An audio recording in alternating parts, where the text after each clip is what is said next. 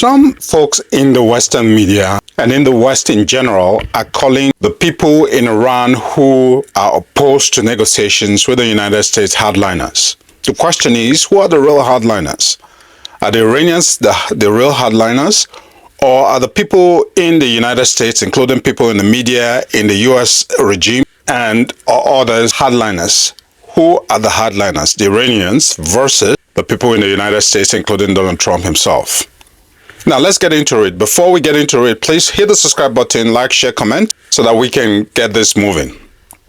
Now, while the Iranians were at the funerals of their Grand Ayatollah, Ali Khamenei, who is like the Pope, think of him as the Pope of the Shia religion. So he's equivalent to the Pope of the Shia religion. So that's how you can understand who this guy is. That the United States, when they launched an attack on Iran, killed him on the first day along with the members of his family, right? So this is what the United States did. Also, the United States killed about 168 children, elementary children in elementary school. So if you haven't heard of it, of this monstrosity and brutality meted out by the United States and the decision makers, then you need to check which media you've been listening to or where you live. Because if you don't live under the rock, by now you should have heard that. So while the Iranians were at the funeral, Donald Trump, in his demented mind, felt that the best time to start bombing the Iranians is during the funeral of the Grand Ayatollah, the Pope of the Shia religion.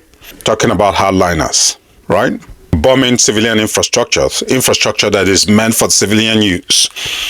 That's what he thinks in his stupidity, in his demented mind, that he should start bombing civilian infrastructure, bridges, and a dozen people have been killed. So the question now is, are those people, so-called hardliners in Iran, pragmatists or realists? Because the United States and Donald Trump, as many analysts have said, are agreement incapable. Agreement incapable, and the Russians also understand this. Putin last year reached some form of consensus with Donald Trump in Alaska, Anchorage, thinking that he could negotiate with this guy. But Donald Trump is even talking at the latest NATO summit, supporting Ukraine to strike deeper into Russia. This is somebody who is completely incapable of any agreement, and any thought that you can reach any agreement with this fellow is delusional. Now back to the MOU. The MOU stipulates who will control and ensure the safe passage of ships through the Strait of Hormuz. And what the MOU says is Iran. The MOU completely says that United States must ensure that Lebanon, all forces, hostile forces must be removed from Lebanon. That includes Israel completely withdrawing from Lebanon.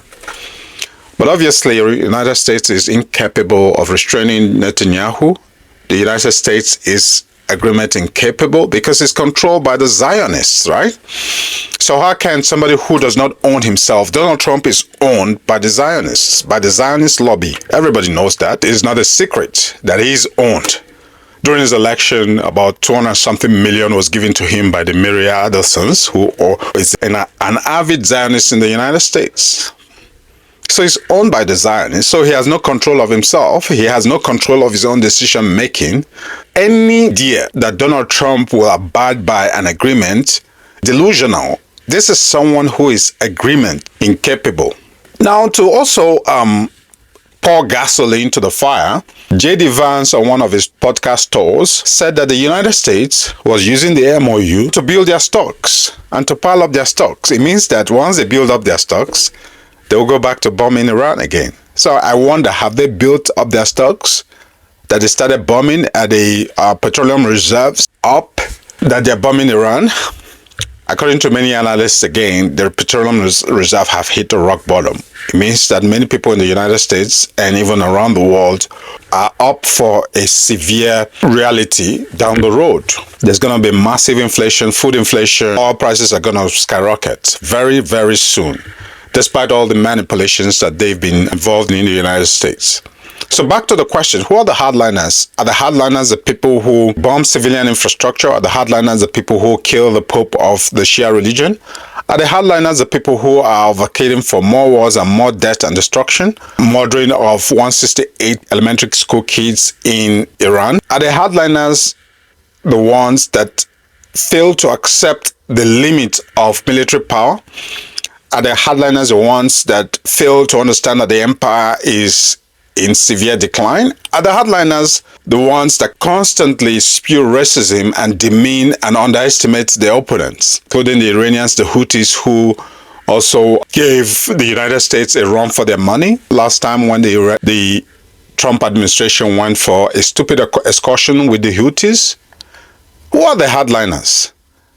Are the hardliners the neocons like Rubio, Keksbert, the neocons and the war hawks like Senator Ted Cruz or Lindsey Graham? Are the hardliners people like General Kellogg, Key, who are seeking for more death and destruction? I think that the Iranians are pragmatists. I think they're practical in knowing and understanding that you cannot negotiate with deranged people who are insane, because you can't keep on doing the same thing and over again and expect a different result. What is the outcome? These are people who started with regime change objective and then nuclear. They're not even talking about nuclear arms, because Iran never wanted to develop nuclear weapons because they had a religious ban, fatwa, on the production of nuclear weapons. So are the hardliners the ones that continue to spew mind-numbing and insane propaganda? Are the hardliners hiding the destruction that was meted against them by the Iranians, the destruction of their bases, wasting taxpayers' money in the United States? Are the hardliners the ones that constantly seek death and destruction? I think what the Iranians need to do is to establish permanent deterrence. And that's what many Iranians are yearning for. No one wants to leave. I certainly don't want to live in a country that will always be bombed every now and then. Last June, the United States went and bombed Iran, and then they are at war again. Who wants to live in such a country where you constantly be under bombardment? So the people in Iran are realists.